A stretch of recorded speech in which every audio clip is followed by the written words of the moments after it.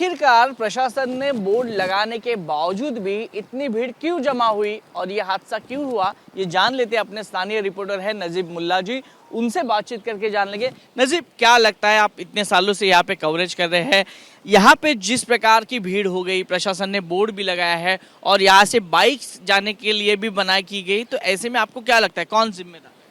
देखिए, ये हादसा आज मतलब कल हुआ है, लेकिन ये जो पर्यटक है ये सिर्फ कल नहीं आए थे। पिछले कई सालों से यहाँ पे पर्यटक आते हैं क्योंकि ये टूरिज़्म पॉइंट है और यहाँ पे काफ़ी पैमाने पे लोग जो है हमें नज़र आते रहे हैं। और यहाँ पे कई लोग जो है वो बहकर भी गए हैं, जो सेल्फी निकालने के लिए आते हैं, जिनको इस इलाके का अंदाज़ा नहीं है, वो पानी में जाते हैं और उनको पता नहीं चलता है कि कहाँ पे गहराई है। तो इसके चलते वो कई सारे लोग यहाँ पे अब तक बहकर गए हैं, ये मालूम है, प्रशासन को भी मालूम है। और इसी कारण ये जो ब्रिज है ये 1990 में बनने शुरू हुआ था और 1993 में ये शुरू हो गया, यहाँ पे लोग आने जाने शुरू हो गए। लेकिन 2023 में ही पता चला कि ये ब्रिज थोड़ा अभी गिरने की संभावना है। इसके कारण 1.5-2 साल पहले ये ब्रिज बंद किया गया। नोटिस भी प्रशासन ने यहाँ पे लगाई है, लेकिन सिर्फ प्रशासन ने उनका काम किया, उसके बाद यहाँ पे लोगों को रोकना ये भी जिम्मेदारी प्रशासन की थी।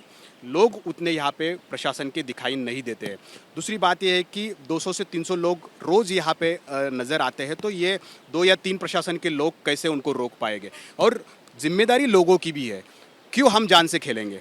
आपको पता है, अगर ये ब्रिज बंद है, नोटिस लगाया है, तो फिर लोग भी यहाँ पे जाते हैं और यहाँ पे जान से खेलते हैं।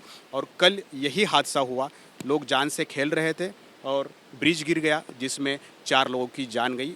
50 लोग बच गए हैं, ये अच्छी बात है, लेकिन 4 लोगों की जान गई, ये जान है। और इसमें जितना प्रशासन जिम्मेदार है, उतना जो लोग यहाँ पे टूरिस्ट आते हैं वो भी जिम्मेदार नज़र आते हैं। थोड़ा सा अंदर जाके ग्राउंड रिपोर्ट करेंगे। यहाँ पे देखा गया तो पूरी तरह से समझ में आता है कि इसकी हालत क्या है। ये जो दिखाया गया पूरा रास्ता है, देखो थोड़ा सा टेढ़ा मेढ़ा हो गया है, इसका जो आने जाने का रास्ता है वो पूरी तरह से ख़राब हो गया है। ये देखो यहाँ पे भी थोड़ी पूरी तरह से क्रैक गया है, थोड़ा कैमरामैन को दिखाई, ये देखिए पूरी तरह से क्रैक यहाँ पे गया है। तो ऐसे स्थिति में प्रशासन को पूरी तरह से बंद कर देना चाहिए था। बिल्कुल, ये पूरी तरह से बंद कर देना चाहिए था। सिर्फ केवल नोटिस लगा के प्रशासन ने अपने हाथ ऊपर किए थे, बल्कि यहाँ पे बैरिगेटिंग कर सकते थे, उस साइड से बैरिगेटिंग कर सकते थे और ये पूरी तरह से बंद कर सकते थे। क्योंकि हम देख रहे हैं जिस तरह से 1990 में ये बना है और उस टाइम का कंस्ट्रक्शन कैसे हो सकता है। क्योंकि इंडिया में जितने भी पुल बनते हैं वो किस तरह से बनते हैं और जो कॉन्ट्रैक्टर होते हैं वो किस तरह से बनाते हैं, ये सबको पता है। और इसके हालात अभी भी यहाँ पे नज़र आ रहे हैं। तो प्रशासन ने ये अगला कदम उठाना चाहिए था, यहाँ पे बैरिगेटिंग करने चाहिए थे और ये रोकना चाहिए था। अभी बता रहे हैं कि 8 करोड़ का हमने या एस्टिमेट निकाला है और ये ब्रिज बनेगा, लेकिन 1.5 साल से क्या कर रहे थे? 1.5 साल पहले ही बंद हुआ है ना, तो फिर 1.5 साल में ये एस्टिमेट निकालना चाहिए था। हालांकि यहाँ पे ब्रिज खड़ा होना चाहिए था, अगर वो होता, प्रशासन ने अपने कदम सही वक्त उठाए होते तो कल ये हादसा नहीं होता। यहाँ पे एक दूसरा ब्रिज यहाँ पे नज़र आता और लोग उसी से यहाँ पे जाते नज़र आते और ये कल हादसा भी नहीं होता। यानी प्रशासन पूरी तरह से पर्यटकों पर या टूरिस्ट पर पूरी तरह से इल्ज़ाम फेंक रहा है। पर जो 8 करोड़ वाली बात है, वो टेंडर कब निकला था और वो काम पूरा होना कब अपेक्षित? अभी देखिए, 1.5 साल पहले ये ब्रिज बंद किया है, नोटिस लगाया है, मतलब 1.5 साल से तो ये प्रोसेस चालू होगी।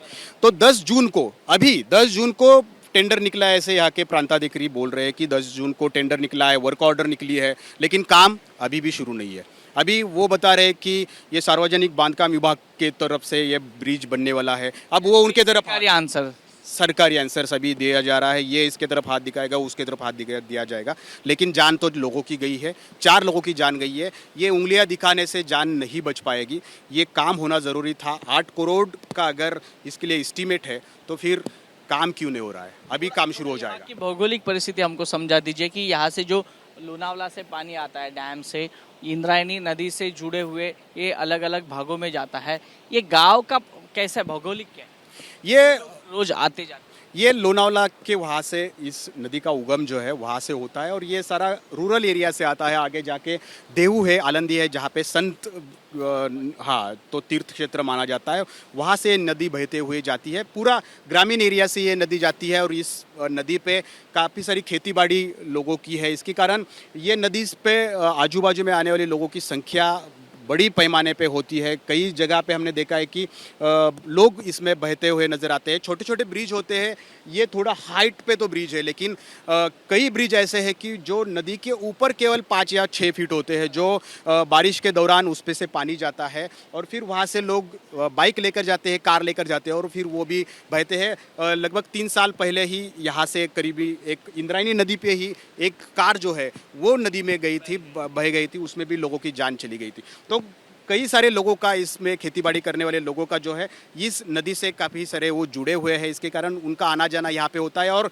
टूरिस्ट पॉइंट इस नदी पे काफ़ी सारे हैं। इसके कारण यहाँ होगा पवना नदी है, पवना डैम है, वहाँ पे भी काफ़ी सारे लोग जो है वो जुड़े होते हैं। मावल तालुका जो है ये टूरिस्ट के लिए जाना जाता है। लोनावला यहाँ पे है, खंडाला यहाँ से नज़दीक है।